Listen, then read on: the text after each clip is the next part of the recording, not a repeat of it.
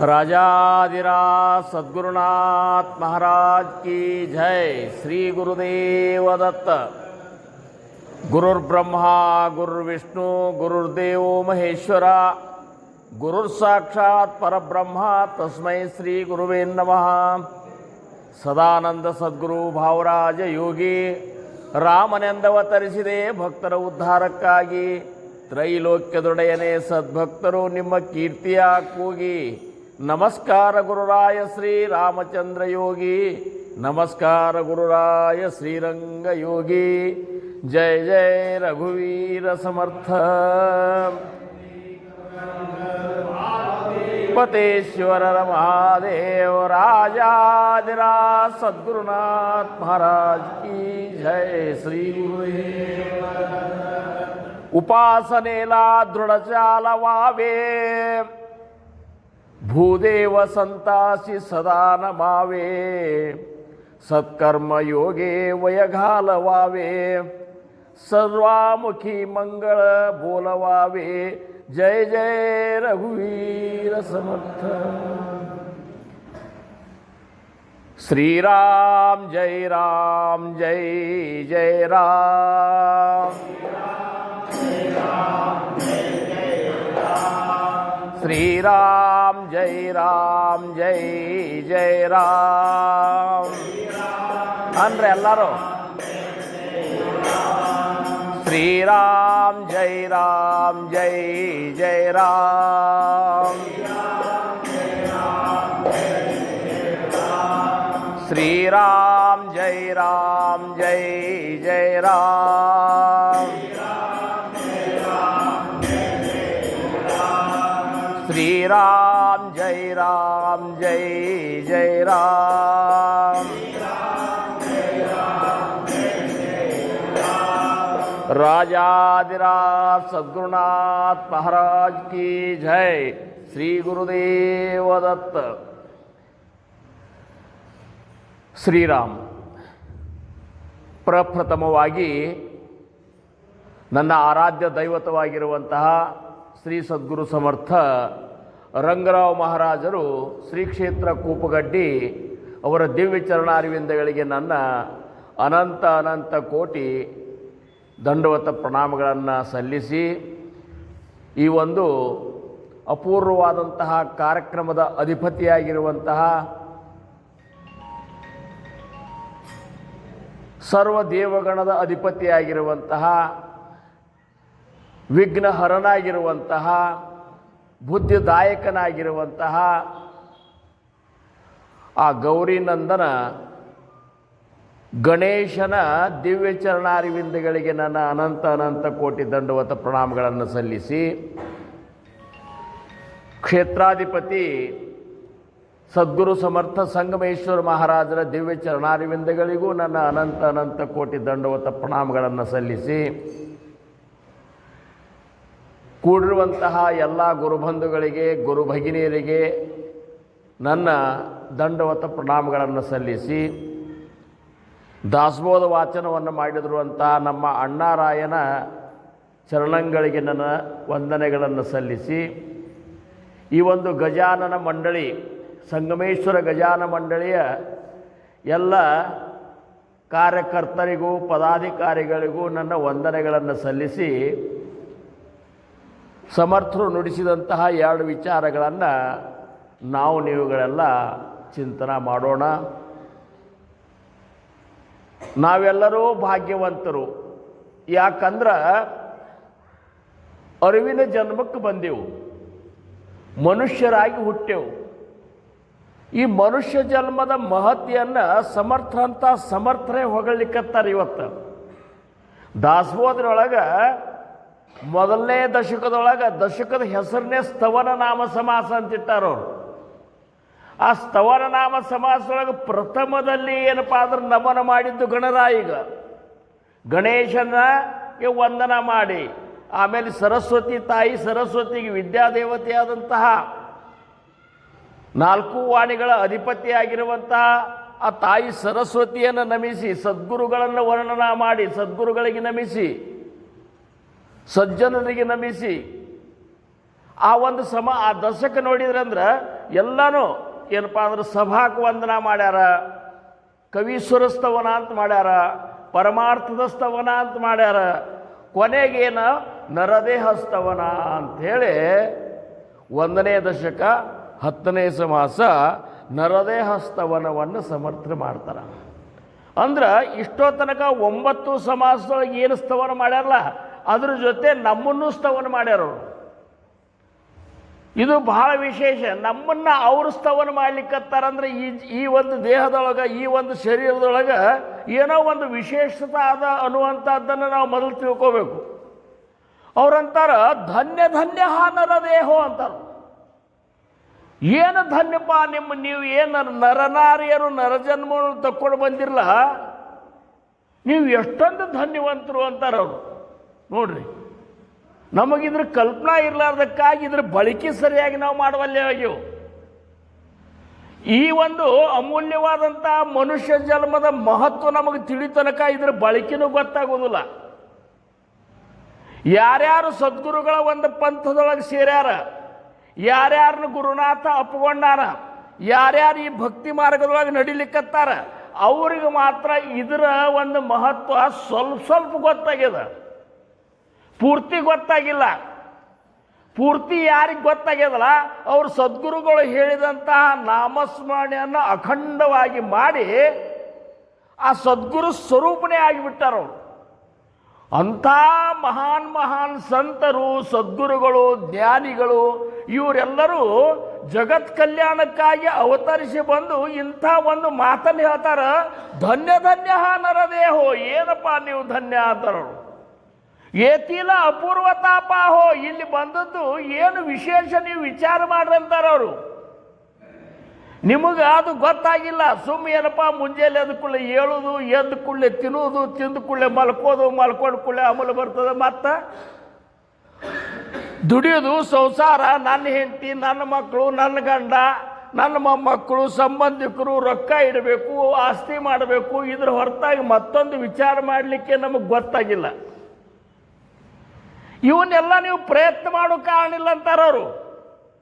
ಇವತ್ತು ನೀವು ಲಗ್ನ ಆಗ್ಬೇಕಂತಂದ್ರೆ ನೀವು ಪ್ರಯತ್ನ ಮಾಡಿ ಆದ್ರೆ ಆಗುದಿಲ್ಲ. ಅದು ಜನ್ಮಾಂತರದ ಸಂಬಂಧ ಇದ್ರೆ ಮಾತ್ರ ಗಂಡ ಹೆಂಡ್ತಿದ್ದು ಒಂದು ಲಗ್ನ ಆಗ್ತಿರ್ತದೆ.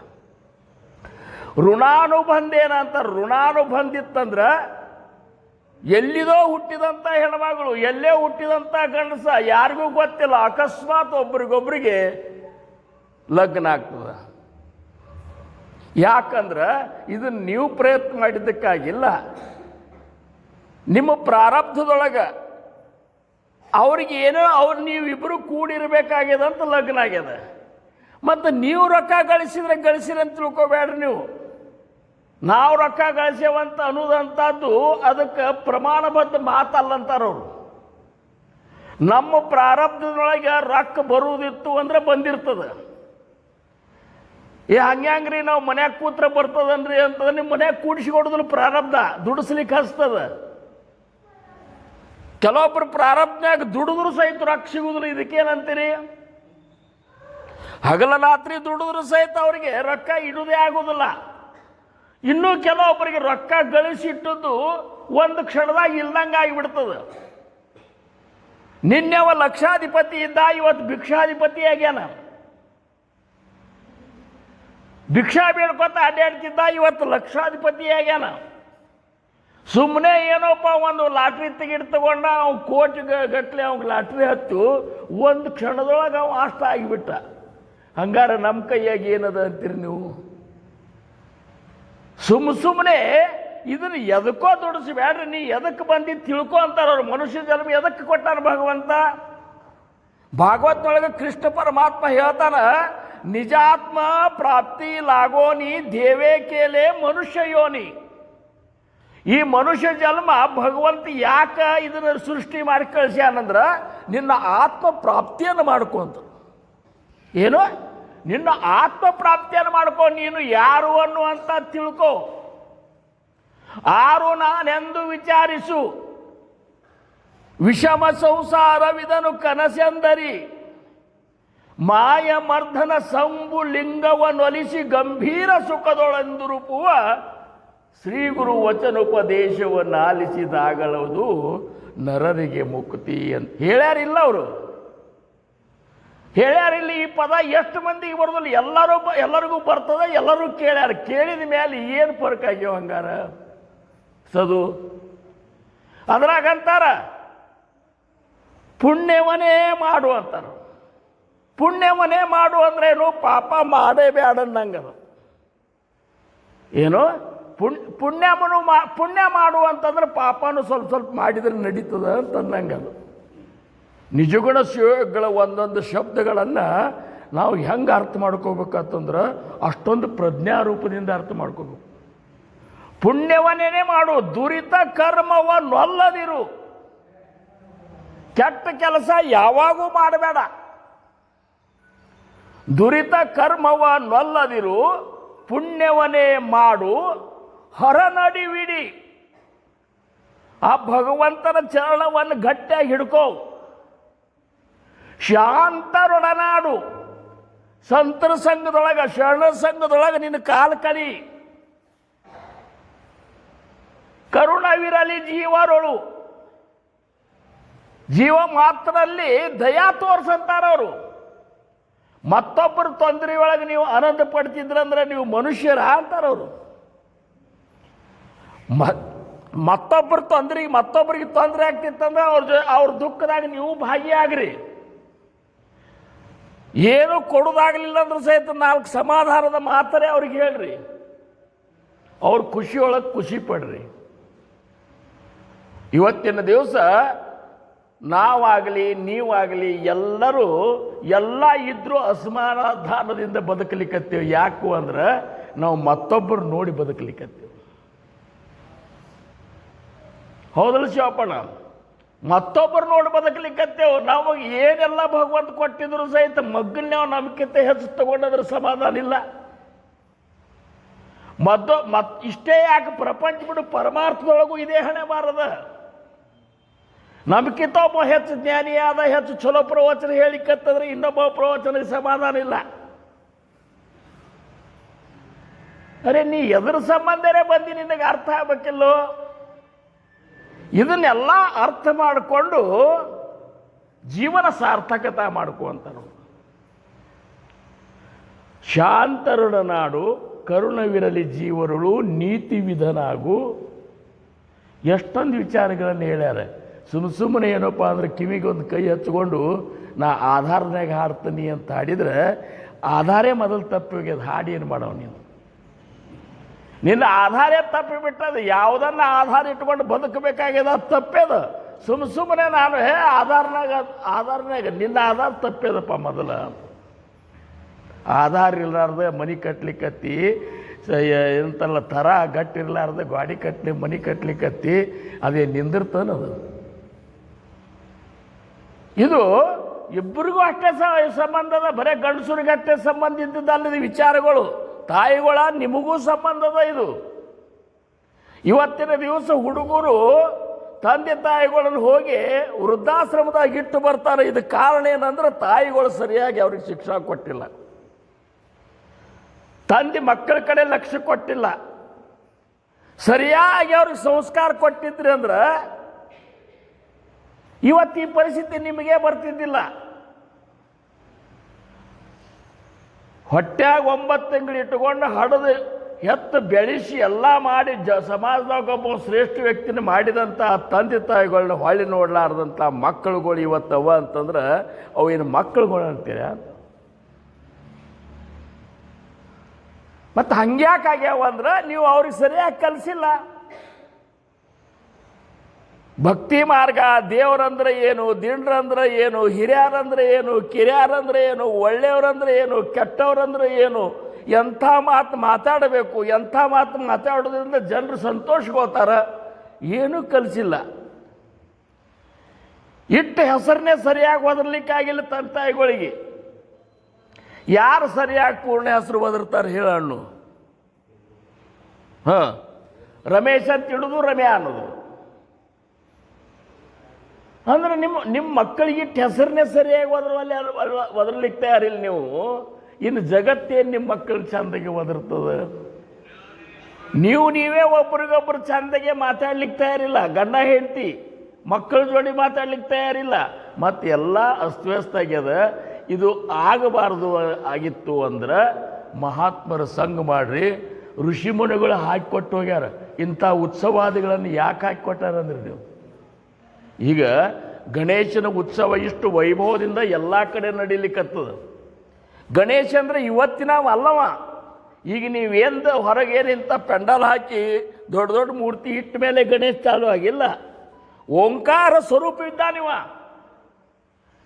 ಯಾವಾಗ ಬ್ರಹ್ಮನ ಒಂದು ಸಂಕಲ್ಪದಿಂದ ಸೃಷ್ಟಿ ಉತ್ಪತ್ತಿ ಆಯಿತು, ಆವಾಗ ಹೊಂಟಂಥ ಓಂಕಾರದ ಸ್ವರೂಪ ಏನಿದ್ದಲ್ಲ ಅವ ಗಣಪತಿ ಇದ್ದಾನ, ಗಣೇಶ ಇದ್ದ.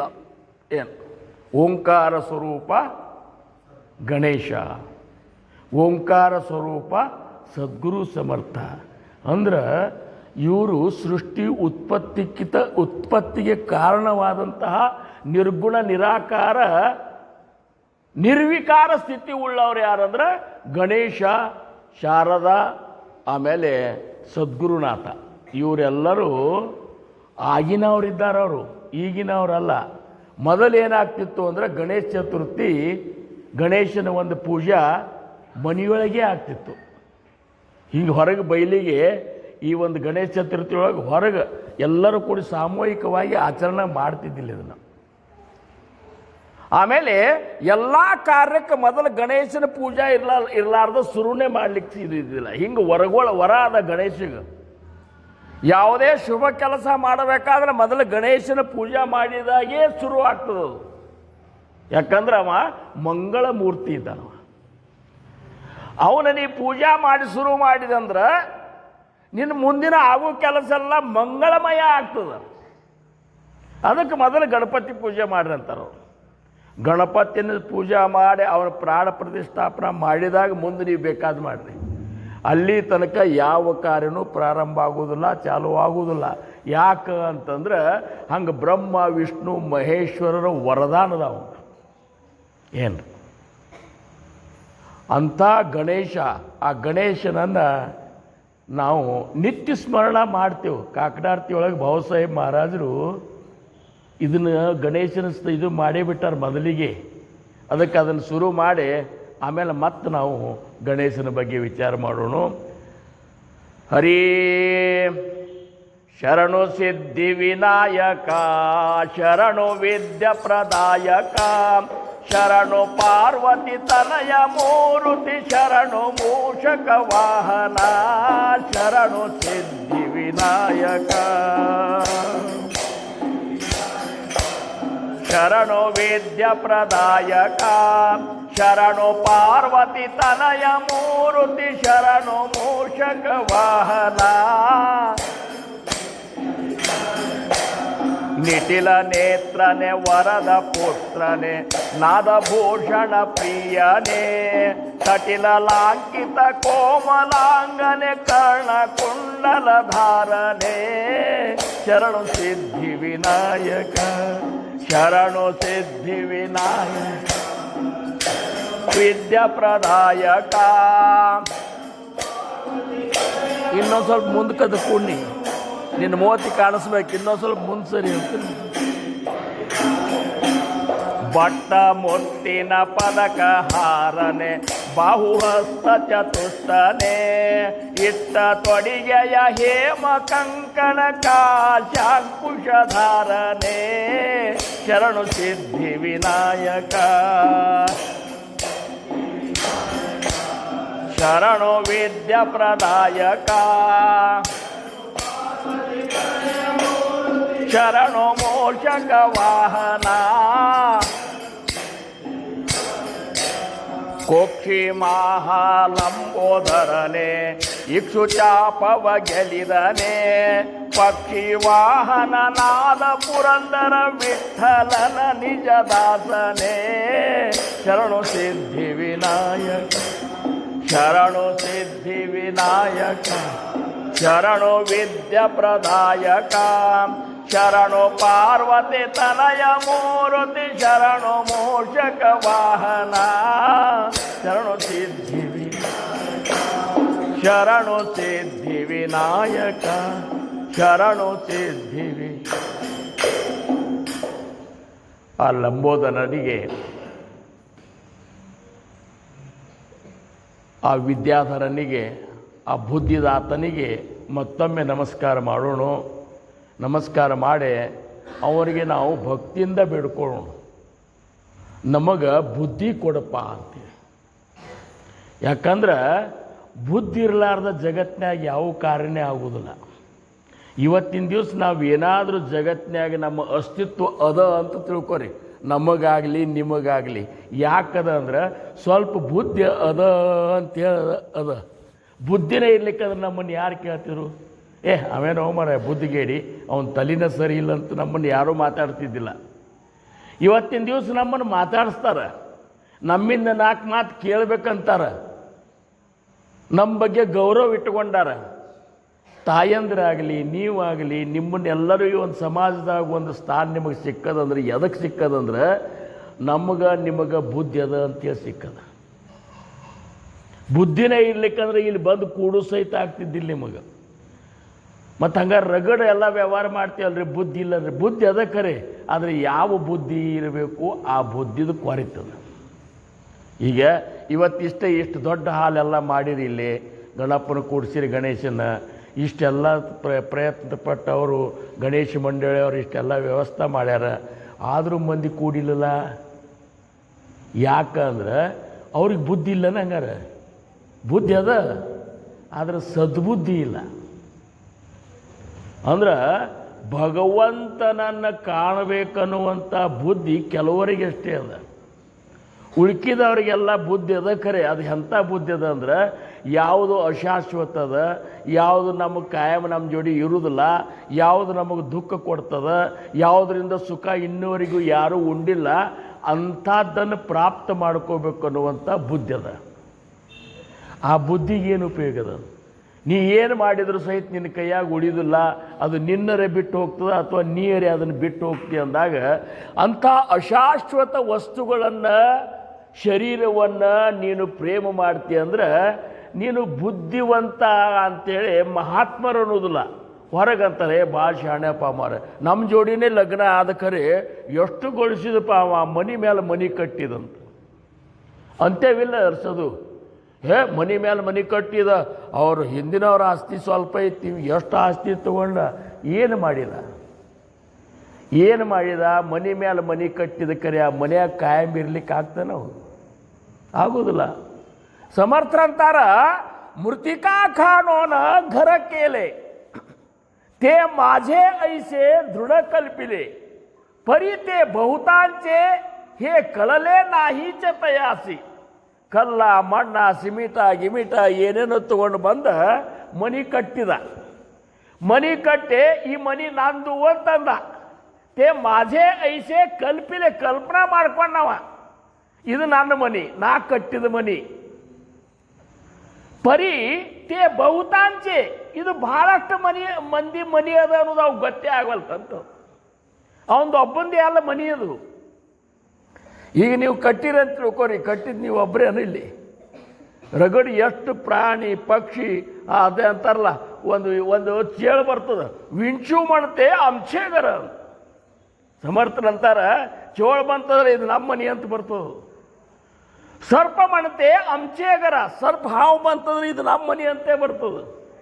ಜುರುಳೆ ಮರ್ತೆ ಅಂಶೇಗರ ನಿಶ್ಚಯಿಸಿ, ನಿಶ್ಚಯದಿಂದ ಹೇಳ್ತಾವೆ ಇದು ನಮ್ಮ ಮನೆ ಅಂತ. ಮಕ್ಷಿಕಾ ಮಾಡತೆ ಅಂಶೇಗರ, ಒಂದು ನಳ ಬರ್ತದೆ, ಇದು ನಮ್ಮ ಮನೆ, ನಾ ಬೆಕ್ಕದಲ್ಲಿ ಕೂಡ್ತಂಥದ್ದು ಅಂಥದ್ದಿಲ್ಲ. ಪಾಲಿ ಮಾಡ್ತೆ ಅಂಶೇಗರ, ಒಂದು ಹಲ್ಲಿ ಗಾಡಿ ಮೇಲೆ ಚಿಪ್ ಚಿಪ್ ಚಿಪ್ ಚಿಪ್, ಇದು ನನ್ನ ಮನೆ ಅಂತೆ ಅಂತಿರ್ತದೆ. ಅದು ಈ ಮೂರ್ಖ ನನ್ನ ಮನೆ ಅಂತಂತಾರೆ. ಏನು ಐಶಿ ಗ್ರಹಾಂಚಿ ಸ್ಥಿತಿ ಮಿಥ್ಯಾ ಆಲಿ ಆತ್ಮ ಪ್ರತೀತಿ. ಹಿಂಗದ ಗ್ರಹ ಮನೆ, ಇದು ನಿನ್ನ ಮನೆ ಅಂತಿ. ಅಕಸ್ಮಾತ್ ಕರೋನಾ ಬಂದಿತ್ತು ನೋಡು, ಅವಾಗ ಏನು ಯಾರು ಎಲ್ಲ ಮನೆ ಬಿಟ್ಟು ಹೋಗಿದ್ರಿಲ್ಲ, ಅವಾಗ ಹೋಗಿ ಅಡವ್ಯಾಗ ಗುಡಿಸ್ಲ ಹಾಕ್ಕೊಂಡಿದ್ರು. ಅವಾಗ ಎಲ್ಲಿತ್ತಪ್ಪ ನಿನ್ನ ಮನೆ? ಕೂಡೇ ಇರಬೇಕು. ಅವಾಗ ಒಬ್ಬ ಕರೋನಾ ಪೇಷಂಟ್ ಒಬ್ಬ ಇದ್ರೆ ಆ ಮನೆಯಾಗ ಇರ್ತಿದ್ರೇನು ನೀವು? ಇಲ್ಲ. ಆವಾಗ ಆ ಮನೆನೂ ನೋಡಲಿಲ್ಲ, ಏನೂ ನೋಡಲಿಲ್ಲ. ಅಲ್ಲಿ ಇರಲಾರ್ದ ಹೋಗಿ ಅಡವ್ಯಾಗ ಹೋಗಿದ್ರಿ. ಅವಾಗ ಹಿಂದಿಷ್ಟು ಬ್ಯಾನಿ ಬರ್ತಿದ್ದು ನೋಡ್ರಿ, ಹಿಂದಕ್ಕೆ ಬ್ಯಾನಿಗಳು ಬರ್ತಿದ್ದವು. ಆ ಬ್ಯಾನಿ ಬಂದಾಗ ಭಾವಸಾಹೇಬ್ ಮಾರಾದ್ರ ಟೈಮ್ದಾಗ ಅವು ಬ್ಯಾನಿಗಳು ಬಂದಾಗ ಅವು ಯಾವ್ಯಾವ ರೋಗ ಬರ್ತಿದ್ದು ನೋಡು, ದುರ್ಗವನ ಬ್ಯಾನಿ, ಆ ಬ್ಯಾನಿ ಈ ಬ್ಯಾನಿ ಅಂತ. ಅವಾಗ ಹೋಗಿ ಎಲ್ಲ ಊರು ಬಿಟ್ಟು ಹೋಗಿ ಊರು ಹೊರಗೆ ಅಡವ್ಯಾಗಿರ್ತಿದ್ರು ಅವರು. ಒಬ್ಬ ಶ್ರೀಮಂತ ಇದ್ದಂತ ಭಾವಸಾಹೇಬ್ ಮಾರಾದ್ರ ಶಿಷ್ಯ, ಮಹಾರಾಜ್ರ ಅವಾಗ ಮನೆಯಾಗಿದ್ದೆವು, ಈ ಗುಡಿಸಲ್ಲಾಗಿದ್ದ ಅಡವ್ಯಾಗ ಇಷ್ಟೆಲ್ಲ ಸಂಪತ್ತದ ಹೆಂಗೆ ರೀ, ನನಗೆ ಅದೇ ಚಿಂತೆ ಆಗ್ಯದ್ರಿ. ಚಿಂತೆ ಯಾಕೆ ಮಾಡ್ತೀವೋ, ನಾಮಸ್ಮರಣೆ ಮಾಡಂದ್ರು. ಚಿಂತೆ ಯಾಕೆ ಮಾಡ್ತೀನಿ, ನಾಮಸ್ಮರಣೆ ಮಾಡಿ, ನಾಮಿದ್ದಲ್ಲಿ ನಾ ಇದ್ದೀನಿ. ಮತ್ತಂದಾಗ ನಾಮಸ್ಮರಣೆ ಮಾಡಿದ್ರೆ ಅಡವ್ಯಾಗಿದ್ರೆ ಮಹಾರಾಜರ ಕಾಯಿ ಅವರಿದ್ದಾರ ಏನು. ಮತ್ತು ಅದೆಲ್ಲ ಬಿಟ್ಟು ನೀನು ಚಿಂತೆ ಮಾಡ್ಕೋತ ಕೂತ್ರೆ ಚಿಂತೆ ಮಾಡಬೇಡ, ಚಿಂತನ ಮಾಡು. ಜ್ಞಾನಿಗಳಂದ್ರು ಚಿಂತೆ ಮಾಡಬೇಡ, ಚಿಂತನ ಮಾಡು, ಉಪದೇಶ ಕೊಟ್ಟು ನೀ ಅದ್ರ ನಾಮಸ್ಮರಣೆ ಮಾಡು. ನಾಮೀಯ ಒಂದು ಸಾಕ್ಷಾತ್ಕಾರ ಮಾಡ್ಕೋ, ನೀನು ಯಾರು ಅನ್ನುವಂಥ ತಿಳ್ಕೊ. ಅದರಿಂದ ಇದು ಆಗ್ತದಪ್ಪ. ಅದಕ್ಕೆ ಇವೆಲ್ಲನೂ ಒಂದು ಎಲ್ಲರ ತಲೆಯಾಗ ಭಗವಂತನ ಭಕ್ತಿ ಮೂಡಲಿ ಅಂತೇಳಿ ಹಿಂದೆ ಋಷಿ ಮುನಿಗಳು ಇವನ್ನೆಲ್ಲ ಉತ್ಸವಗಳನ್ನು ಹಾಕಿಕೊಟ್ರು. ಬಾಲಗಂಗಾಧರ ತಿಳಕರು ಈ ಸ್ವತಂತ್ರ ಟೈಮ್ದಾಗ ಅವರು ತಿಳಕರಂದ್ರೆ ಅದು ಮಹಾನ್ ಜ್ಞಾನಿಗಳವರು. ಅವರೇನು ಮಾಡಿದರು, ನಮ್ಮ ಭಾರತೀಯರ ಒಕ್ಕಟ್ಟಾಗುವ ಸಂಬಂಧ ಈ ಗಣಪತಿ ಉತ್ಸವವನ್ನು ಏನು ಮಾಡಿದರು, ಇದನ್ನು ಸಮಾಜದಾಗ ಆಚರಿಸೋಣ ನಾವು ಎಲ್ಲರೂ ಕೂಡಿಸಿ. ಈ ನೆವದಿಂದ ಎಲ್ಲರೂ ಕೂಡ್ಲಿಕ್ಕಾಗ್ತದೆ, ಎಲ್ಲರಂತಲ್ಲಿ ಪ್ರೇಮ ಬೆಳೀತದೆ, ಎಲ್ಲರೂ ಒಕ್ಕಟ್ಟು ಬೆಳೀತದೆ. ಈ ಒಕ್ಕಟ್ಟು ಬೆಳೀತಂದ್ರೆ ಬ್ರಿಟಿಷರನ್ನು ಓಡಿಸ್ಲಿಕ್ಕೆ ಸಾಧ್ಯ ಆಗ್ತದೆ ಅಂಥೇಳಿ ಅವರೇನು ಮಾಡಿದರು, ಮೊದಲು ಪುಣಾದೊಳಗೆ ಗಣೇಶನ ಉತ್ಸವ ಏನಪ್ಪ ಅಂದ್ರೆ ಬಯಲಿಗೆ ತೊಗೊಂಡು ಬಂದರು. ಆವಾಗ ದೊಡ್ಡ ದೊಡ್ಡ ಗಣಪತಿಗಳು ರೆಡಿ ಆಗಲಿಕ್ಕತ್ತು. ಅವೊಂದೊಂದು ಗುಂಪು ತಯಾರಾಯ್ತು. ಗುಂಪು ತಯಾರಾಗಿ ಎಲ್ಲರೂ ಒಕ್ಕಟ್ಟು ರೀತಿಯಿಂದ ಭಕ್ತಿಯಿಂದ ಗಣೇಶನ ಒಂದು 5 ದಿವಸ 7 ದಿವಸ 9 ದಿವಸ ಹಿಂಗೆ ಗಣೇಶನ ಆಚರಣೆ ಮಾಡ್ಲಿಕ್ಕತ್ರು. ಇದರಿಂದ ಏನಾಗಿಬಿಡ್ತು ಅಂದ್ರೆ, ಒಂದು ಓಣ್ಯಾಳಗೆ ಒಬ್ಬ ಗಣಪತಿ ಕೂತಂತ ತಿಳ್ಕೊರಿ. ಈಗ ಸಂಗಮೇಶ್ವರ ಗಣೇಶ ಮಂಡಳಿ ಅದಲ್ಲ, ನಿಮಗೇನು ಹೇಳ್ಬೇಕಂದ್ರೆ, ನೀವು ಮಾಡೋ ಕೆಲಸ ಭಾಳ ಸ್ತುತ್ಯದ. ಇಷ್ಟೇ ಗಣೇಶಿಗೆ ಹೌದನ್ನಂಗೆ ಮಾಡ್ಕೋಬೇಕು. ಇಷ್ಟೇ ನಾವು ಹೆಂಗಂದ್ರೆ ಗಣಪತಿ ಹೌದನ್ಬೇಕು ನೀವು ಮಾಡಿದ್ದಕ್ಕೆ. ದೊಡ್ಡ ದೊಡ್ಡ ಗೀಜೆ ತಂದು ಕೆಟ್ಟ ಒದರಿಸ್ಕೊಂಡು ತಂದ್ರೆ ಅವರಂತಾನ ಇದು ವರ್ಷಕ್ಕೊಮ್ಮೆ ನನಗೊಂದು ದೊಡ್ಡ ಶಿಕ್ಷಾ ನೋಡಂತಾನೆ. ಗಣಪತಿ ತರಲಿಕ್ಕೆ ಗಣಪತಿ ಕರ್ಕೊಂಡು ಹೋಗಲಿಕ್ಕೆ ಸಾಕಷ್ಟು ಸಾಧನ ಅವ. ನೀವು ಬೇಂಡಬಾಜಿ ಹಚ್ಚಿರಿ, ಶಹನಾಯಿ ಹಚ್ಚಿರಿ, ಬೇಡ ಕರಡಿ ಮಜಲ್ ಹಚ್ಚಿರಿ, ಬೇಡ ಡೊಳ್ಳಿನ ಪದ ಹಚ್ಚಿರಿ, ಇಲ್ಲ ಇವು ಸಂತರನ್ನ ಕರ್ಕೊಂಡು ಮುರಿದಂಗೆ ತೊಗೊಂಡು ಭಜನೆ ಮಾಡ್ಕೊತ ನೀವು ಗಣಪ ಕರ್ಕೊಂಡು ಬರ್ಬೋದು, ಗಣಪನ ವಿಸರ್ಜನೆ ಮಾಡ್ಬೋದು. ಆದ್ರೆ ಅದು ಈಗಿನ ಒಂದು ಸದ್ಯದ ಪೀಳಿಗೆಗೆ ಹೆಂಗೆ ಆಚರಿಸ್ಬೇಕು ಅನ್ನುವಂಥದ್ದು ಹಿರಿಯರು ಅವ್ರಿಗೆ ಹೇಳಲಾರ್ದಕ್ಕಾಗಿ DJ ಹಚ್ತಾರೆ. ಕರೆಂಟ್ ಹಚ್ಚಿ ಮೊನ್ನೆ ವಿಜಯಪುರದಾಗ ಒಂದು ಹುಡುಗ ಹೋತಿಲ್ಲ ಏನು, ನಾವು ಕಲ್ಯಾಣದಾಗ ಇದ್ದಾಗ ಒಂದು ಹುಡುಗ ಕುಡ್ದು ಆ ಕುಡ್ದಲ್ಲೇ ಬಿದ್ದು ಸತ್ತು ಹೋಗಿಬಿಡ್ತು. ಅಂದ್ರೆ ಈ ರೀತಿ ಆಚರಿಸಲಿಕ್ಕೆ ಹಿರಿಯರು ಹೇಳಿಲ್ಲ. ಆಚರಣೆ ಮಾಡಿರಿ ಎಲ್ಲರೂ. ಏನಪ್ಪ ಅಂದ್ರೆ ಈಗ ನೋಡ್ರಿ, ಗಣೇಶ ಚೌತಿ ಬಂತಂದ್ರೆ ಎಲ್ಲರ ಗಾಡಿ ತೊಗೊಂಡು ಹೋಗ್ತಿದ್ರು. ಅದ್ರ ಕಾರಣ ಅವ್ರಿಗೆ ಅಡ್ಡ ಹಚ್ಚಿ ರೊಕ್ಕ ವಸೂಲು ಮಾಡೋದು ಏನು ಹರಕತ್ತಾಗ್ಯದಪ್ಪ. ಎಷ್ಟು ಸಿಕ್ಕದ ಅಷ್ಟ್ರಾಗೆ ಭಕ್ತಿಯಿಂದ ಮಾಡಿರಿ. ನೀವು ನುಚ್ಚನೆ ನೈವೇದ್ಯ ಮಾಡಿರಿ. ಕರೆ ಆ ಭಗವಂತನ ಮುಂದೆ ಭಕ್ತಿ ಕಾರ್ಯಗಳು ನಡಿಬೇಕು. ಭಗವಂತನ ಬಗ್ಗೆ, ಆ ಗಣೇಶನ ಬಗ್ಗೆ ಸರಿಯಾಗಿ ತಿಳುವಳಿಕೆ ಬೇಕು. ಗಣೇಶ ಯಾರ ಮಗ ಅಂತೀರಿ ನೀವು? ಪಾರ್ವತಿ ಮಗ.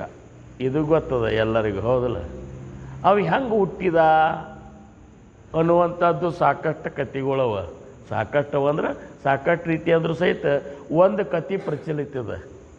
ಶಿವ ತಪಶ್ಚರ್ಯ ಮಾಡಲಿಕ್ಕೆ ಹೊರಗೆ ಹೋಗಿರ್ತಾನಂದ್ರೆ ಗುಡ್ಡದಾಗಲ್ಲೇ ಇದ್ರಾಗ ಕೈಲಾಸ ಪರ್ವತ ದಾಟಿ ಅಲ್ಲಿ ಹೋಗಿ ಒಬ್ಬನೇ ಕೂತು ತಪಶ್ಚರ್ಯ ಮಾಡ್ತಿರ್ತಾನೆ.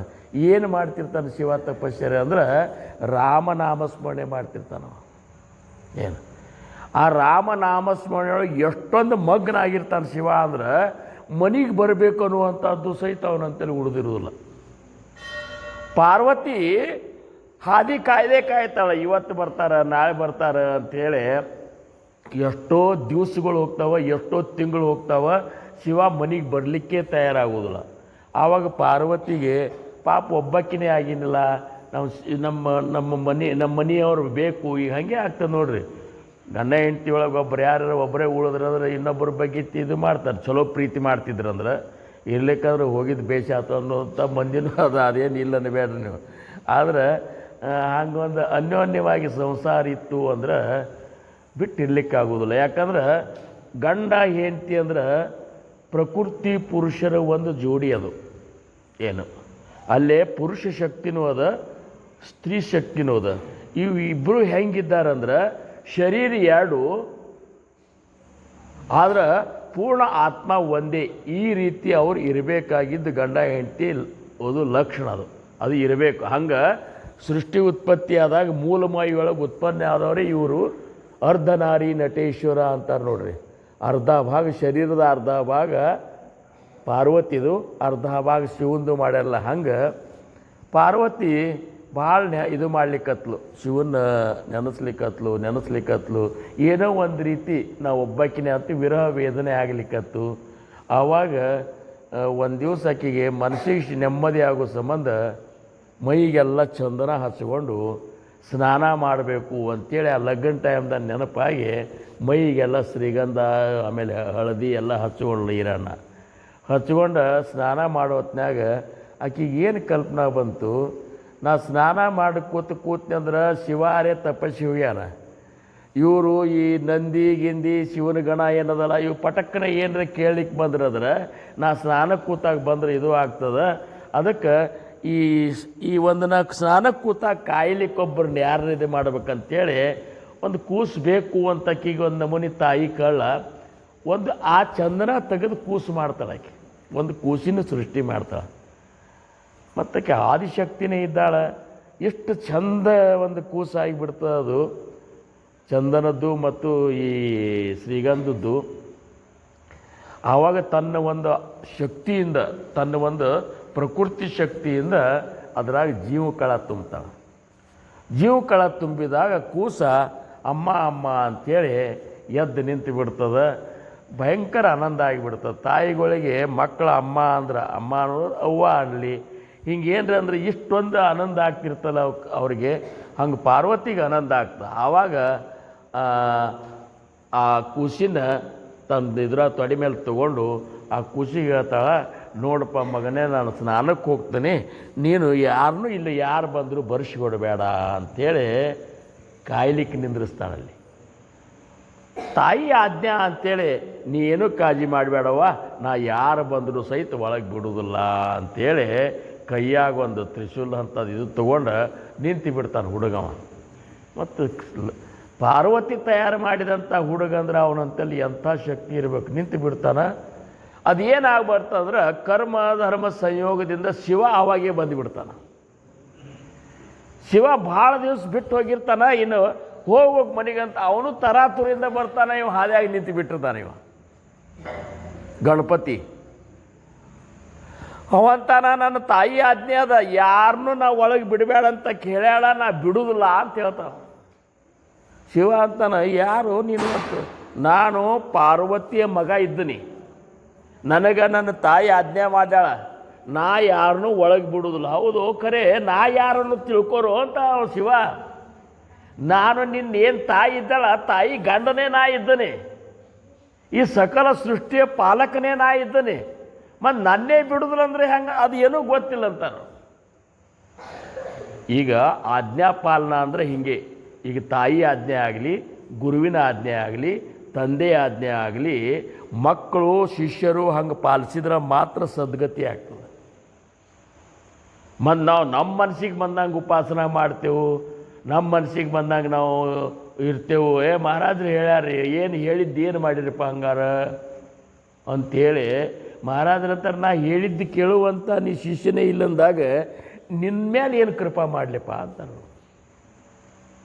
ಉಳ್ಕಿದ್ದೆಲ್ಲ ಮಾಡ್ತೇವೆ, ಭಜನೆ ಧ್ಯಾನ ಅಂದ್ರೆ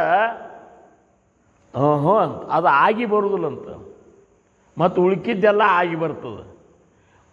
ಸದ್ಗುರುನಾಥ್ ಹೇಳಿದ್ದೇ ನಮಗೆ ಆಗಿ ಬರುವಲ್ತಾಗ್ಯದ, ಗಂಡ ಹೇಳಿದ್ದು ಹೆಂಡತಿಗೆ ಆಗಿ ಬರುವಲ್ತಾಗ್ಯದ, ತಾಯಿ ಹೇಳಿದ್ದು ಮಕ್ಕಳಿಗೆ ಆಗಿ ಬರುವಲ್ತಾಗ್ಯದ, ಹಿರಿಯರು ಹೇಳಿದ್ದು ಕಿರಿಯರಿಗೆ ಆಗಿ ಬರುವಲ್ತಾಗ್ಯದ.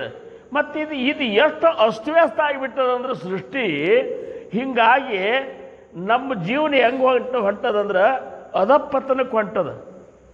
ಏನು ನಾವು ಹೋಗಿ ನಮ್ಮನ್ನು ನಾವು ದುರ್ಗತಿ ಪಡ್ಕೋ ಸಂಬಂಧ ನಾವು ಹೊಂಟಂಗಾಗ್ಯದ.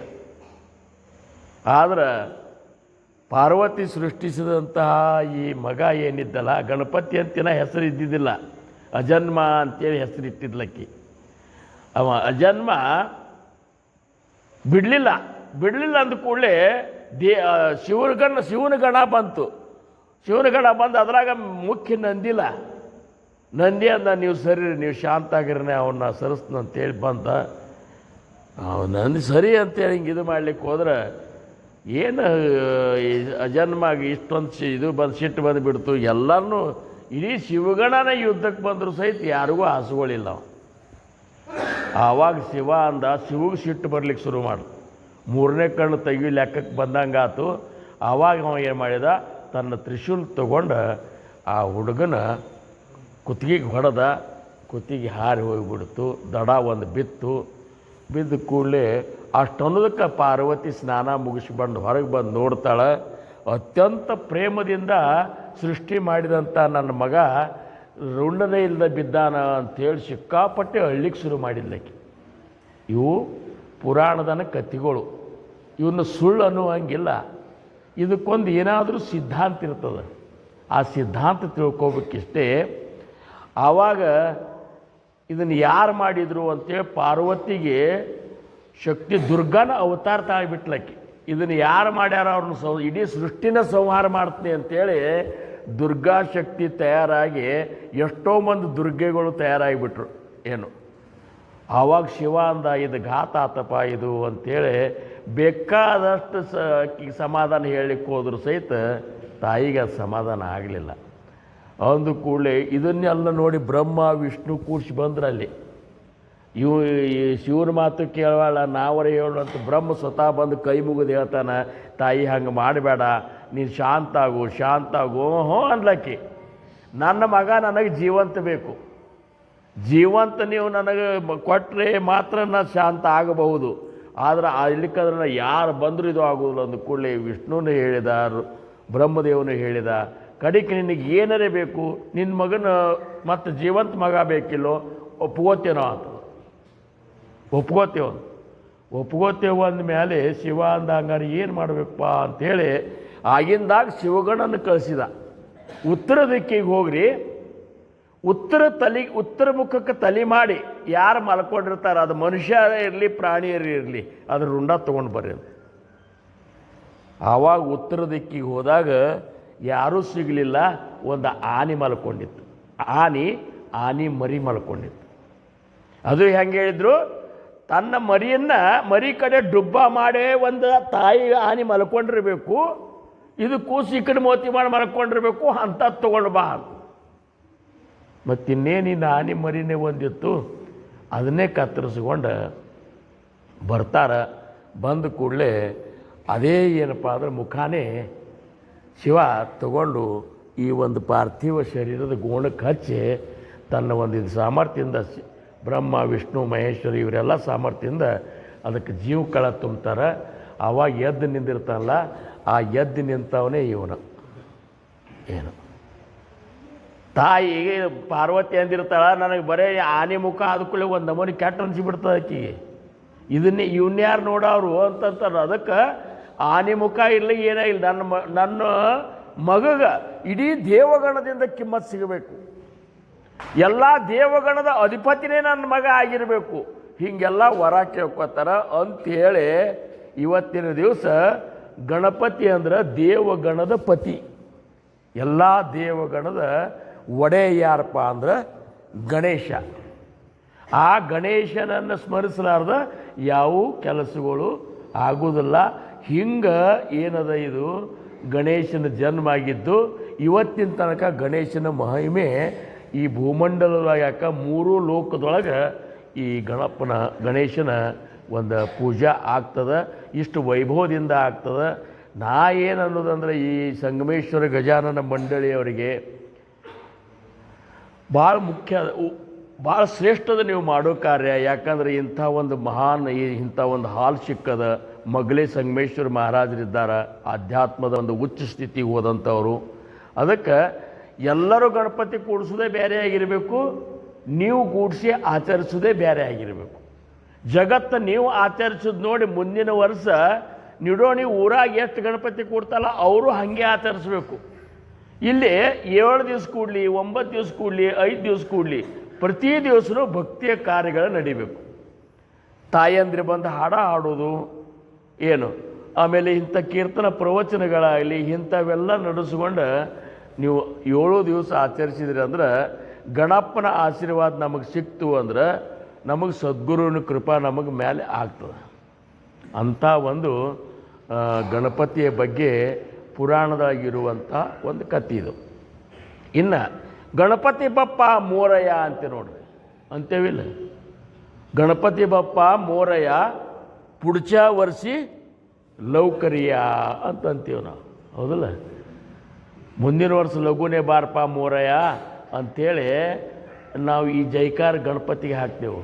ಈ ಮೋರಯ್ಯ ಅಂದರೆ ಏನಿದು ಅನ್ನುವಂಥದ್ದು ಸ್ವಲ್ಪ ಹೇಳಿ ಇವತ್ತಿನ ಈ ಒಂದು ಸೇವೆಗೆ ನಾವು ವಿರಾಮ ಕೊಡೋಣಂತ. ಪುಣಾದ ಹಂತಲ್ಲಿ ಚಿಂಚವಾಡ ಅಂತದ ಒಂದು, ಏನು ಚಿಂಚವಾಡ.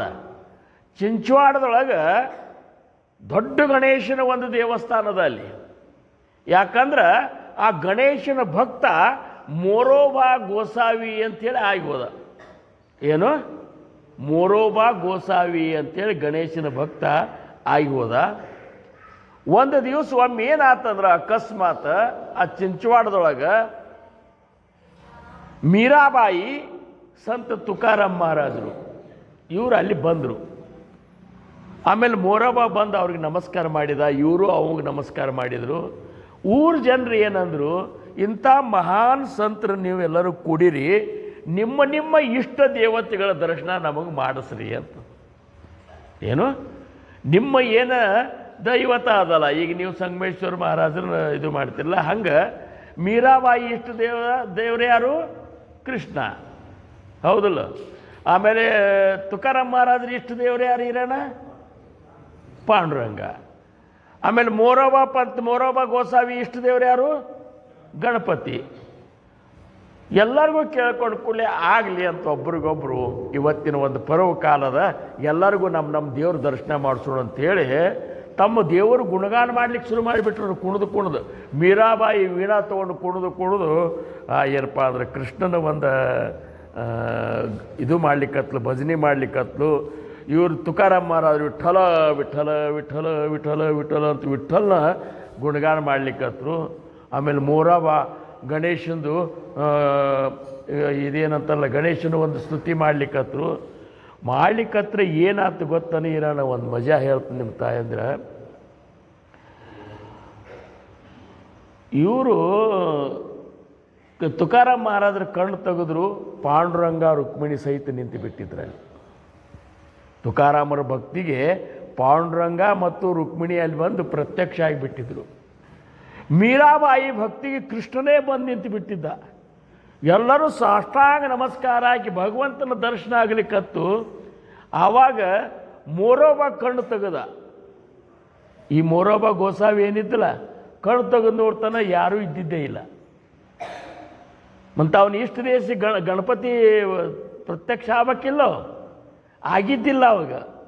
ಖರೆ ಏನಾಗಿಬಿಟ್ಟಿತ್ತು ಅಂದ್ರೆ ಎಲ್ಲ ಜನರು ಮೋರೋಬಾಗ ಅಡ್ಡ ಬಿದ್ದು ಬಿಟ್ಟಿದ್ರು.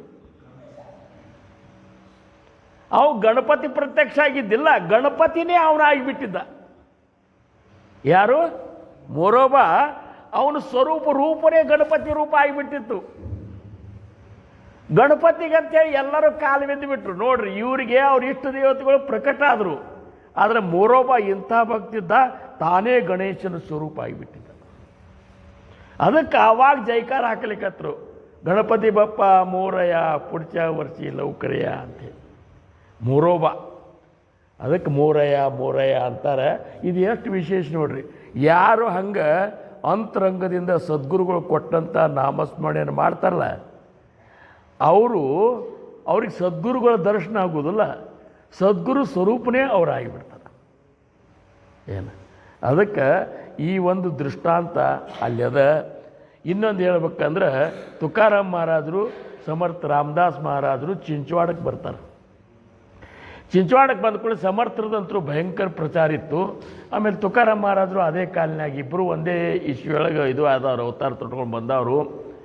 ಆವಾಗ ಮೋರೋಬಾ ಪಂಥಗೆ ಏನಂದರು, ಇಂಥ ಮಹಾತ್ಮರು ಬಂದಿರಿ, ಇವತ್ತು ನಮ್ಮ ಪ್ರಸಾದ ನಮ್ಮಲ್ಲೇ ನಿಮ್ಮದು ಆಗಬೇಕು ಪ್ರಸಾದ ಅಂತೇಳಿ ಮೋರೋಬಾ ಮೋರೋಬಾ ಪಂಥ ಅಂದ್ಕೊಳ್ಳಿ. ಸಮರ್ಥರಂದರು, ಹಂಗಾರೆ ನಮಗೆ 3 ಎಲೆ ಹಾಕಂತಂದ್ರು. 3 ಎಲೆ ಹಾಕಂದ ಕೂಡಲೇ ಮತ್ತು ಸಮರ್ಥ ಹೇಳ್ಯಾರಂತೇಳಿ 3 ಎಲೆ ಹಾಕಿದ, ಅಡಿಗೆ ಆಗಿತ್ತು, 3 ಎಲೆ ಹಾಕಿದ್ರು. ತುಕಾರಾಮ್ ಮಹಾರಾಜರು ನಮಗೊಂದು ಇನ್ನೊಂದು ಹೆಚ್ಚು 2 ಎಲೆ ಹಾಕಿ, ನನಗೊಂದು ಇನ್ನೊಂದು. ಸಮರ್ಥರಂದರು ನನಗೊಂದು 2 ಹಾಕಂತ ಅಂದ ಕೂಡಲೇ ಆಯ್ತಂತ ಅವನು ಹಾಕಿದ ಮೋರೋಬಾ. ನೀ ಎಲ್ಲಿ ಕೊಡ್ತಲ್ಲ ನಿನ್ನ ಮಗಳು ಒಂದು ಹಾಕು ಅಂತಂದು ಎಲ್ಲ ಹಾಕಿ ಎಲ್ಲರಿಗೂ ಬಡಿಸಂತ. ಬಡಿಸಂದ ಕೂಡಲೇ ಮೋರೋಬಾ ಅಂದ, ಇವು ಇಲಿ ಹೆಚ್ಚಿಗೆ ಯಾಕ ಅಂತ. ನೋಡು, ನಾವು ಊಟಕ್ಕೆ ಕೂತೇವಂದ್ರೆ ರಾಮ ಲಕ್ಷ್ಮಣ ಇಬ್ಬರು ಬರ್ತಾರೆ, ಅವ್ರನ್ನ ಆಹ್ವಾನ ಮಾಡ್ಕೋತೀನಿ, ಅವ್ರು ಬರ್ತಾರೆ, ಅವ್ರಿಗೊಂದು 2 ಎಲೆ ಅಂತ. ತುಕಾರಾಮ್ ಮಹಾರಾಜರು ಅಂದರು, ನಮ್ಮ ಪಾಂಡುರಂಗನೂ ನಾ ಆಹ್ವಾನ ಮಾಡ್ಕೋತೀನಿ, ಅವನು ಅಲ್ಲಿ ನನಗೊಂದು ಬೇಕು. ಮತ್ತು ನಾ ಹೆಂಗೆ ಮಾಡಲಿ ಅಂದ ಕೂಡಲೇ, ಏನಿಲ್ಲ ಮತ್ತು ನಿನ್ನ ಗಣಪತಿನ ಒದರು ಅಂತಂದರು. ನಾವು ಒದರಿದ ಕೂಡಲೇ ಇವ್ರು ಬಂದು ಕೂಡ್ಲಿಕ್ಕತ್ತಾರಿಲ್ಲೋ, ನೀನು ನಿನ್ನ ಗಣೇಶನ ಒದರು ಬಂದು ಅವನು ಊಟಕ್ಕೆ ಕೂಡ್ತಾನ ಅಂದ ಕೂಡಲೇ ಅವ್ರಿಗೆ ವಿಚಿತ್ರ ಅನಿಸ್ಬಿಡ್ತು. ಗಣೇಶ್ ಪ್ರತ್ಯಕ್ಷ ಆಗಿ ನನ್ನ ಮಗಳು ಊಟಕ್ಕೆ ಕೂಡ್ತಾನಂದ್ರೆ ಇದು ಎಂಥದ್ದು ಅಂತಂದ್ರು ಅವರು. ಒದರಂದರು. ಒದರದ ಕೂಡಲೇ ಗಣಪ ಬರೋದು ಲೇಟ್ ಆಗಿಬಿಡ್ತು, ಬರಲಿಲ್ಲ ಲಘು ಲಘು. ಆವಾಗ ಸಮರ್ಥರಿಗಂದ ಮತ್ತು ನಮ್ಗೆ ಬರಲಿಲ್ಲಲ್ರಿ ಅಂತಂದ್ರು. ಬರ್ಲಿಕ್ಕತ್ತಾನ ಒಬ್ಬ ಭಕ್ತ ಸಮುದ್ರದಾಗ ಮುಳುಗಲಿಕ್ಕತ್ತಾನ, ಅವನು ಪಾರು ಮಾಡ್ಕೊಂಡು ಬರ್ತಾನೆ, ಸ್ವಲ್ಪ ಕಾಯಿ ಅಂತಂದ್ರು. ಮುಂದೆ ಸ್ವಲ್ಪ ಟೈಮ್ ಆದ ಕೂಡಲೇ ಗಣೇಶ್ ಬಂದ ಕೂಡಲೇ ಪೀತಾಂಬರೆಲ್ಲ ತೊಯ್ದು ಬಿಟ್ಟಿತ್ತು. ಅದಕ್ಕೆ ಪೀತಾಂಬರ ಹಿಂಡಿ ನೋಡಿದ್ರೆ ಉಪ್ಪಿನ ನೀರಿತ್ತು. ಆವಾಗ ಬಂದು ಗಣಪನ ಕೂತ ಎಲ್ಲರ ಕೂಡಿಸಿ ಆನಂದದಿಂದ ಪ್ರಸಾದ ತಗೊಂಡ್ರು. ಇಷ್ಟೊಂದು ಭಕ್ತಿಯೊಳಗೆ ಮಹತ್ವ. ಅದಕ್ಕೆ ಸಮರ್ಥರಂದರು, ಧನ್ಯ ಧನ್ಯ ಆನರ ದೇಹು. ಅವರೆಲ್ಲರೂ ಮನುಷ್ಯರೇ ಹೌದಲ್ಲ. ಇಷ್ಟೋ ತನಕ ನಾವೇನು ಮಾತಾಡಿದೆವು, ಸಮರ್ಥ ರಾಮದಾಸ್ ಮಹಾರಾಜರು, ಸಂತ ತುಕಾರಾಮ್ ಮಹಾರಾಜರು, ಮೀರಾಬಾಯಿ, ಮೋರೋಬಾ ಪಂಥ, ಇಷ್ಟೇ ಯಾಕೆ ಹೋದಂಥ ಮಹಾತ್ಮರು, ಸದ್ಗುರುಗಳು, ಸಂತರು, ಶರಣರು, ಸೂಫಿಗಳು, ದಾಸರು ಇವರೆಲ್ಲರೂ ಮನುಷ್ಯ ರೂಪನೇ ಧಾರಣ ಮಾಡ್ಕೊಂಡು ಬಂದರು, ಮನುಷ್ಯರಾಗಿ ಹುಟ್ಟಿದ್ರು, ಜಗತ್ತಿಗೆ ದೇವರಾಗಿ ಇದು ಆದರು. ಮತ್ತು ನಮಗೇನಾಗ್ಯದ ಹಂಗಾರ ತಾಯಿಗಳೇ? ಮೀರಾಬಾಯಿ ಹೆಣ್ಮಗಳೇ ಹೋದ್ಲಲ್ಲ. ಇದೇನು ರೀ ನಮಗೆ ಸಂಬಂಧಿಸಿದ್ದಲ್ಲ ಅನ್ಬೇಡ್ರಿ, ಮೀರಾಬಾಯಿ ಹೆಣ್ಮಗಳೇ, ಶಿವಲಿಂಗವ್ವಕ್ಕ ಹೆಣ್ಮಗಳೇ, ಅಕ್ಕ ಮಹಾದೇವಿ ಹೆಣ್ಮಗಳೇ, ಸಮರ್ಥರ ಶಿಷ್ಯ ವೀಣಾಬಾಯಿ ಹೆಣ್ಮಗಳೇ, ಅಕ್ಕ ತಾಯಿ ಹೆಣ್ಮಗಳೇ, ಗುಡ್ಡಾಪುರ ದಾನಮ್ಮ ಹೆಣ್ಮಗಳೇ. ಮತ್ತು ಎಷ್ಟು ಮಂದಿ ಉದಾಹರಣೆ ಬೇಕು? ಅವರಷ್ಟ ಆಗ್ಯಾರ, ನಮಗೆ ಹಂಗೆ ಸಂಬಂಧ ಇಲ್ಲ. ನೀವು ಹಂಗೆ ಆಗು. ಜಗತ್ತಿನೊಳಗೆ ನಾವು ಬಂದೇವಂದ್ರೆ ಹೋದ ಮೇಲೆ ನಮ್ಮನ್ನು ನೆನೆಸುವಂಗೆ ನಾವು ಏನಾದರೂ ಬಿಟ್ಟು ಹೋಗ್ಬೇಕು. ನಾವು ಹೆಂಗಿರಬೇಕು ಅಂದ್ರೆ, ನಾವು ಹೋದ ಮೇಲೆ ನಮ್ಮನ್ನು ಜಗತ್ತು ನೆನೆಸಬೇಕು. ನಾವು ಬದುಕಿದ ರೀತಿ ಅವ್ರ ಜೀವನದಾಗ ಅಳವಡಿಸ್ಕೋಬೇಕು. ಅವ್ರ ಜೀವನವನ್ನು ನಮಗತ್ತೆ ಆನಂದಮಯ ಆಗಬೇಕು. ನಮ್ಮ ನಮ್ಮ ತತ್ವಗಳನ್ನು ಅವರು ಪಾಲಿಸ್ಕೊತ ಹೋಗಬೇಕು. ನಮಗತ್ತೆ ಅವರು ಪ್ರಪಂಚ ಮಾಡಬೇಕು. ನಮಗತ್ತೆ ಅವ್ರ ಸದ್ಗುರುಗಳ ಭಕ್ತಿಯೊಳಗೆ ಪಾಲ್ಗೊಳ್ಳಬೇಕು. ನಮಗತ್ತೆ ಅವ್ರ ಜನಿ ಮರೋ ನೀವುರವಾವೆ ಕೀರ್ತಿ ರೂಪೇ. ಸಮರ್ಥರಂದರು, ಜಗತ್ತಿನೊಳಗೆ ನೀವು ಹೋದರೂ ಸಹಿತ ಕೀರ್ತಿ ರೂಪದಿಂದ ಉಳಿಯುವಂಥ ಕಾರ್ಯವನ್ನು ನೀವು ಮಾಡಪ್ಪ ಅಂದಾರ. ಹಂಗೆ ಈ ಉತ್ಸವವನ್ನು ನಾವು ಏನಪ್ಪ ಅಂದ್ರೆ, ಇದು ನಿಮಿತ್ತ ಇಟ್ಕೋಣ. ನಿಮಿತ್ತ ಇದೊಂದು ನಿಮಿತ್ತದಿಂದ 7 ವರ್ಷ 7 ದಿವಸ, ಇವತ್ತು 9ನೇ ದಿವಸ ಅಲ್ಲ, 9 ದಿವಸದಿಂದ ಆ ಗಣಪತಿ ಗಣಾಧಿಪತಿ ಎಲ್ಲ ದೇವಗಣದ ಅಧಿಪತಿ ನಿಮ್ಮೂರಾಗ ಬಂದಿಲ್ಲಿ ಸ್ಥಾಪನೆ ಕೂತಾನಿಲ್ಲಿ ಏನು. ಮತ್ತು 9 ದಿವಸ ಗಣಪತಿ ಸಾನ್ನಿಧ್ಯದೊಳಗಿದ್ದು ಸ್ವಲ್ಪರೇ ಫರಕ್ ಆಗಬೇಕು ಇಲ್ಲ? ನಾವು ಹುಡುಗರೇ ಏನು ಸಂಗಮೇಶ್ವರ ಈ ಗಣಪತಿ ಇದು ಇದ್ದಿರಲ್ಲ, ನೀವೆಲ್ಲರೂ ಬದಲಾವಣೆ ಆಗಬೇಕಲ್ಲ. ನೀವೆಲ್ಲರೂ ಬದಲಾವಣೆ ಆಗ್ರಿ. ನೀವು ಜನರೊಳಗೆ ಉತ್ತಮರಾಗಿ ಕಾಣುವಂಗೆ ಅರ್ಬಿ ಹಾಕೋರಿ, ಉತ್ತಮರಾಗಿ ಆಡೋ ಹಂಗೆ ನಿಮ್ಮ ಸ್ವಚ್ಛಗೆ ಜೀವನ ಹೆಂಗೆ ನಮ್ಮ ಶರೀರ ಸ್ವಚ್ಛ ಇರಬೇಕು, ಮನಸ್ಸು ಸ್ವಚ್ಛ ಇರಬೇಕು. ಇವೆಲ್ಲ ಹುಚ್ಚುಚ್ಚಾರ ಕಟ್ಟಿಂಗ ಗಿಟ್ಟಿಂಗ ಇವನ್ನೆಲ್ಲ ಮಾಡ್ಕೋದು ಬಂದ್ ಮಾಡಿಬಿಡ್ರಿ. ಸುಮ್ಮನೆ ಕೆಟ್ಟ ದಾಡಿ ಬಿಡ್ಕೊಂಡು ಮೋತಿ ಹೊಲಸು ಮಾಡಿಕೊಂಡು ಅಡ್ಡಾಡಬೇಡ್ರಿ. ಮಾತಾಡಿದ್ರೆ ಚಂದಾಗೆ 4 ಮಾತಾಡ್ರಿ. ಹಿರಿಯರಿಗೆ ಗೌರವ ಕೊಡ್ರಿ. ತಂದೆ ತಾಯಿಗಳಿಗೆ ದೇವರಂತ ತಿಳ್ಕೊರಿ. ನಿತ್ಯ ಮುಂಜಾನೆ ಎದ್ದುಕೊಳ್ಳಿ ತಂದೆ ತಾಯಿಗಳಿಗೆ ನಮಸ್ಕಾರ ಮಾಡೋದು ಕಲ್ಕೋರಿ. ಇಂಥ ಒಂದು ದೊಡ್ಡ ಈ ಕ್ಷೇತ್ರದಾಗ ಬಂದು ಇಲ್ಲಿ ಬಂದು ನಡೆಯುವಂಥ ಕಾರ್ಯಕ್ರಮದಾಗ ಭಾಗಿಯಾಗ್ರಿ. ಎಲ್ಲರ ಕಟ್ಟಿ ಕೂತು ಎಲ್ಲರ ಮಾವ ತಿಂದು ಏನಾರೇ ಮಾಡಿಕೊಂಡು ಜೀವನ ಕಳಿಬೇಡ್ರಿ. ತಾಯಂದಿರ ನಿಮಗಾದರೂ ಹಿಂಗೆ ಕೆಲವೊಂದು ಹಿಂದೆ ಮಹಾ ಸಾಧ್ವಿ ಸತಿಗಳು ಹೆಂಗೆ ಬದುಕಿ ಹೋಗ್ಯಾರಲ್ಲ ಹಂಗೆ ಬದುಕಲಿಕ್ಕೆ ಶುರು ಮಾಡಿರಿ. ಜೀವನ ಸಾರ್ಥಕತೆ ಆಗ್ತದೆ. ಅಂಥ ಬದುಕ ನಿಮಗೆ ಸಮರ್ಥರು ಏನಪ್ಪ ಅಂದ್ರೆ ಸದ್ಗುರು ಸಂಗಮೇಶ್ವರ ಮಹಾರಾಜರು, ಸದ್ಗುರು ಸಮರ್ಥ ರಂಗರಾವ್ ಮಹಾರಾಜರು. ಅಂಥ ಒಂದು ಪರಿವರ್ತನೆ ಆಂತರಿಕವಾಗಿ ಅಂದರೆ ಒಳಗೆ ಮತ್ತು ಹೊರಗೆ ಎರಡೂತ್ರಗೂ ನಮ್ಮದು ಪರಿವರ್ತನೆ ಆಗಿ ನಮ್ಮ ಜೀವನ ಆನಂದಮಯ ಆಗಲಿ ಅಂಥ ಒಂದು ಕೃಪಾ, ಅಂಥ ಒಂದು ಶಕ್ತಿ, ಅಂಥ ಒಂದು ಪ್ರೇರಣಾ ಆ ಲಂಬೋದರನಾದಂಥ ವಿದ್ಯಾದಾತನಾಗಿರುವಂತಹ ಬುದ್ಧಿದಾಯಕನಾಗಿರುವಂತಹ ಗಣಪ ನಿಮಗೆ ಗಣೇಶ ನೀಡಲಿ. ನಮ್ಮ ಜೀವನ ಇವತ್ತಿನಿಂದ ಬಂಗಾರಮಯ ಆಗಲಿ, ನಿಮ್ಮದೂ ಆಗಲಿ, ನಮ್ಮದೂ ಆಗಲಿ ಅಂಥ ಒಂದು ಏನಪ್ಪ ಅಂದ್ರೆ ಲಾಭ ಈ ಜೀವನದೊಳಗೆ ನಿಮಗೆ ಸಿಗಲಿ ಅಂತ ತಿಳ್ಕೊತ ಇವತ್ತಿನ ಒಂದು ಸೇವೆಗೆ ನಾನು ವಿನಂತಿ. राजाधिराज सद्गुरुनाथ महाराज की जय. श्री गुरुदेव. आकल्पाई शिवावे तयाकुळा माझी आसकळा हरीच्या दासा कल्पनेची बाधा न हो कोण काळी ही संत मंडळी सुखी असो अहंकाराच्या वारा न लागो रासा माझा विष्णुदासा भाविकासी नामा म्हणेतया असावे कल्याण जामुक निदान पांडुरंग पुंडलीक वरदार विठ्ठल पार्वती पतेश्वर महादेव. राजाधिराज सद्गुरुनाथ महाराज की जय. श्री गुरुदेव.